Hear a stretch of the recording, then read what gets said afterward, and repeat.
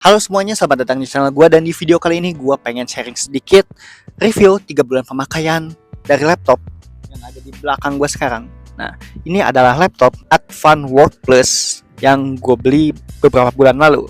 Laptop di belakang ini adalah laptop murah keluaran dari Advan dan ditunjukkan buat kelas atau penggunaan kelas menengah gitu ya, untuk bisnis dan juga content creating gitu ya.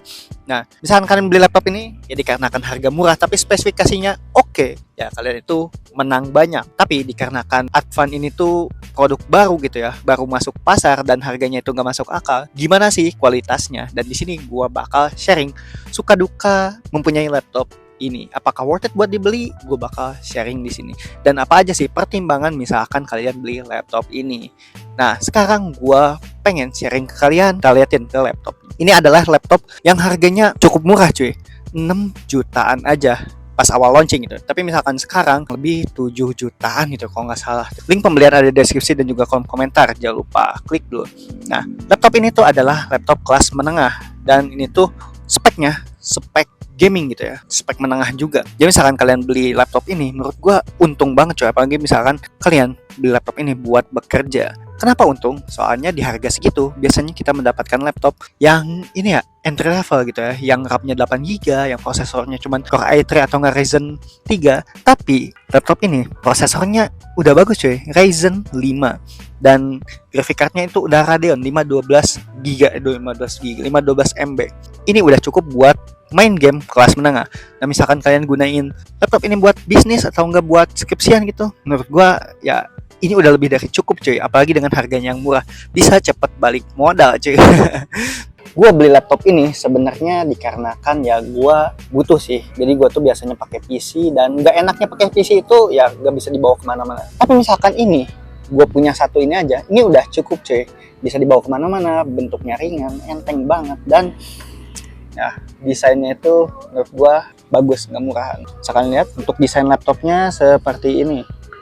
Bagian belakangnya itu finishingnya matte, dan bagian depan ada logo Work Plus. Nah, sebenarnya di harga 6-7 jutaan gitu ya, ada beberapa laptop yang murah tapi speknya bagus. Salah satunya adalah Infinix yang ini nih. Kalau Infinix yang gue tunjukin tadi itu udah bagus, mulai dari layar bagus, build quality menurut gue udah bagus, portnya juga udah kekinian, beratnya juga ringan, nggak beda jauh seperti ini. Tapi minusnya Infinix, dia tuh cuman pakai prosesor Core i7 yang versi lama gitu. Sedangkan yang ini gitu, ini tuh udah menggunakan Ryzen 5 yang terbaru. Misalkan dibandingkan dengan yang tadi gue sebutin, nah itu performanya jauh banget gitu. Jadi misalkan kalian ngejar performa, lebih baik kalian ambil ini. Tapi misalkan kalian ngejar ini ya, tengah-tengah ideal gitu ya, Infinix tadi juga sebenarnya udah bagus cuy. Layarnya aja udah 100% sRGB. Tapi kalau ini layarnya belum 100% sRGB. Jadi untuk akurasinya agak kurang. Jadi buat content creator, misalkan kalian editor, ini agak kurang. Tapi performanya udah oke menurut gua. Ya sayangnya RAM-nya aja sih yang nggak bisa ditambah. Tapi RAM ini udah 16GB cuy. Menurut gua ini udah gede. Jadi misalkan buat editing foto atau nggak editing video yang 1080p gitu ya, menurut gua ini udah cukup keperluan CapCut. Apalagi misalkan buat ngetik atau ngeproduktivitas yang ringan, casual gitu ya, bagi buat skripsian, buat bisnis Excel gitu. Ini mah ringan banget anjir. Nah, laptop ini tuh sejajarnya tuh dengan laptop yang kelasnya 8-10 jutaan. Misalkan speknya kayak gini ya. Tapi di sini karena speknya itu udah tinggi, pasti ada beberapa yang dikurangi oleh produsennya. Nah, apa aja yang dikurangi? Seperti yang pertama, layarnya itu dikurangi. Nah, ini yang paling gak gue suka. Layarnya itu sebenarnya udah Full HD ya, udah bagus. Tapi untuk akurasinya ini cuma 60% NTSC. Nggak enaknya gitu sih.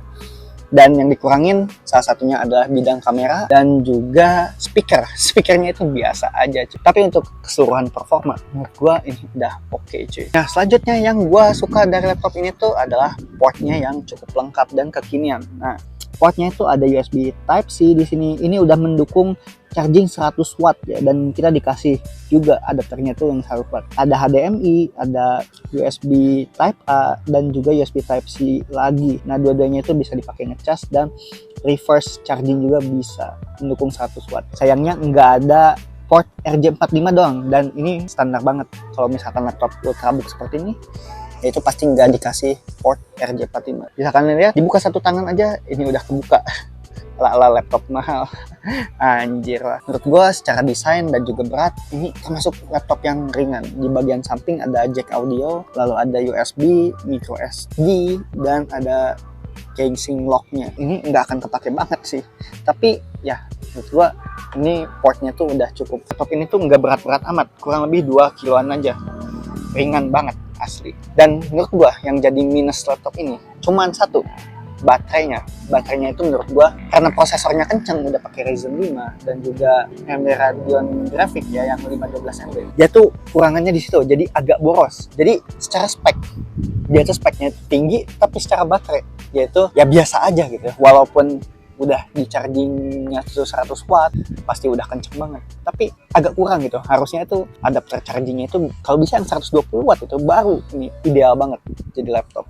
Tapi ya namanya juga laptop, ada kelemahan dan juga kelebihan. Selanjutnya yang gue suka di sini sebenarnya ini sih, kita pencet tombol powernya ini kencang banget untuk bootingnya. Nah, 1, 2, 3.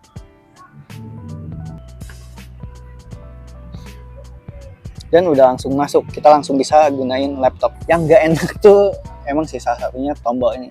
Kenapa sih tombolnya ada di sini aja, dan tombolnya itu sama seperti tombol fisik lainnya gitu. Jadi kadang-kadang gue suka pencet aja sih. Dan ngomongin soal tombolnya itu seperti ini, udah dibilang full size enggak juga sih, tapi ini udah cukup lengkap. Ada tombol FN, kontrol sini. Dan nggak enaknya dengan tombol ini cuman satu sih. Nah, kalau ini tuh lama-kelamaan dia tuh kayak ada apa ya, karena finishingnya itu kayak gini ya, nanti suka ada bekas-bekas gitu ya, apalagi misalkan penggunaannya lama. Tapi misalkan dipakai ngetik dan juga apa, ini tetap aja nyaman gitu.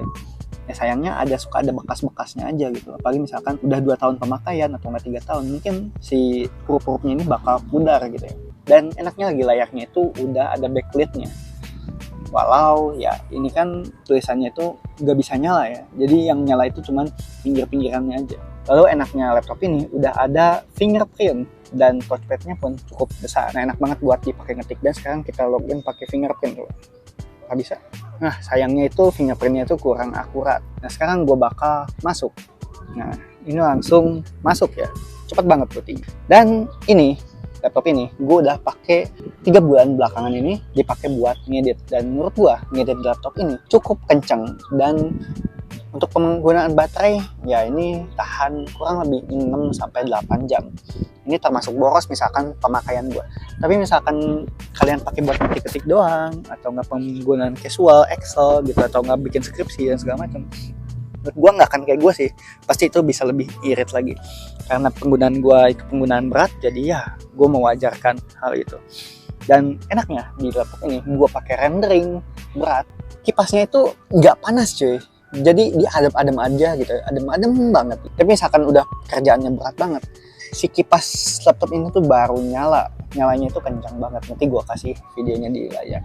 Dan itu sesekali doang sih, pas rendering doang biasanya. Dan untuk keperluan gaming, misalkan kalian suka main game, ini pasti bisa ngelibas game-game yang entry level dan juga kelas menengah. Tapi misalkan kalian pengen yang rata kanan, ya lebih baik kalian jangan pakai laptop ini. Ya karena ya VRAM di AMD Radeon ini cuma 512 MB. Kalau misalkan game kelas berat, lebih baik kalian ambil yang ini aja ya, versi yang atasnya. Ada yang versi gamingnya, tapi dari Advan juga sama.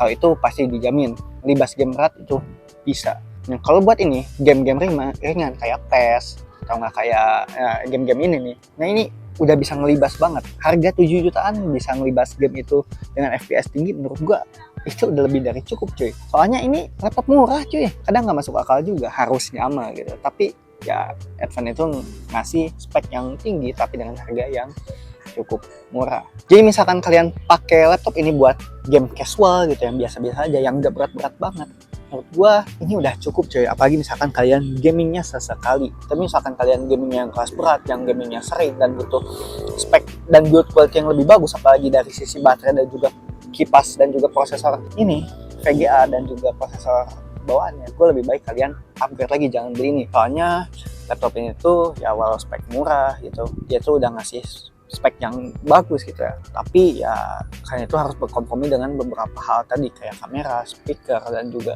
keyboard yang biasa-biasa aja, juga layar apalagi. Nah, si layarnya ini cuman menampilkan refresh rate kurang lebih 60 Hz saja. Kalau buat nonton film sih udah cukup. Tapi misalnya buat main game, apalagi kalian butuh akurasi tinggi, ya minimal ambil aja yang 144 Hz. Tapi jangan laptop ini jauh banget dari spek gaming. Jadi gamingnya itu gaming entry level, bukan gaming yang enthusiast, bahkan yang pro.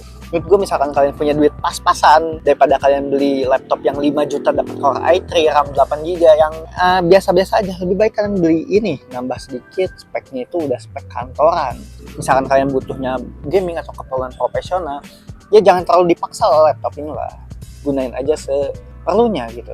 Dan untuk minus-minusnya seperti speaker, kamera, dan juga lain, ini bisa dihadapi sih. Soalnya ya untuk kamera ya kita tinggal pakai ini aja, apa sih, webcam tambahan. Kalau bisa kamera mirrorless kalian colokin ke USB. Misalkan mikrofonnya ini masih jelek kualitasnya, ya kalian tinggal colokin aja mikrofon yang lebih profesional. Dan untuk layar, nah si layar ini kalian bisa colokin via HDMI. Misalkan kalian butuh akurasi atau enggak frame rate yang lebih tinggi, ya colokin aja ke layar eksternal. Dan kalian juga butuh hub USB seperti yang ada di layar ini. Nah kalian butuh itu, soalnya misalkan kalian udah punya itu, ya portnya itu udah aman menurut gua. Soalnya minus portnya ini cuman gak ada port LAN gitu. Jadi misalkan kalian butuh konektivitas yang cukup tinggi, ya kalian harus beli hub kayak gua tadi. Dan pertimbangan lain misalkan kalian beli laptop ini adalah brandnya.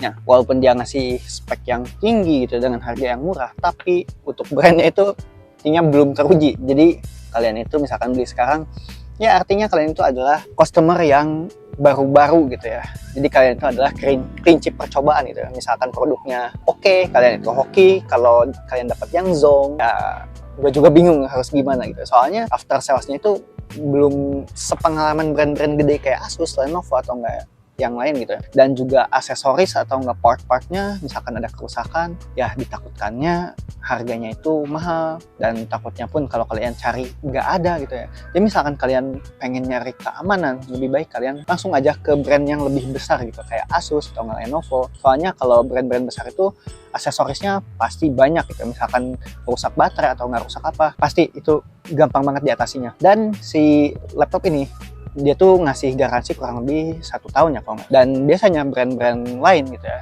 dia tuh memberikan garansi kurang lebih 2 tahun. Nah, jadi misalkan dalam setahun itu nggak kenapa-napa, tapi di tahun kedua atau nggak pas berjalan gitu ya, ada kerusakan, itu juga bingung cuy, gimana ngatasinnya. Kalau ya emang si Advan ini udah ada di beberapa kota besar gitu ya, tapi gue nggak tahu sih, soalnya belum ada yang ngalamin juga sih. Ya laptop ini kan belum jadi laptop yang benar-benar dipakai secara umum gitu. Jadi ibaratnya untuk sekarang itu Advan itu lagi bangun nama gitu, lagi promosi, makanya laptop ini tuh bisa murah. Tapi misalkan Advan berhasil gitu ya, udah ngebangun tren dan juga ngebangun kepercayaan publik gitu ya, menurut gua laptop seperti ini tuh nggak akan mungkin sih dijual 7 jutaan. Pasti mereka itu ngejual 8 sampai 9 jutaan. Tapi karena ini harga launching dan mereka baru membangun brand, pasti selisih untungnya itu yang diambil cuma sedikit. Jadi lebih banyak dikasih buat kalian. Nah gitu. Dan berikut adalah kelebihan dan juga pertimbangan misalkan kalian beli laptop ini. Dan thanks ya buat kalian yang udah nonton video ini sampai akhir. Semoga informasi yang gue berikan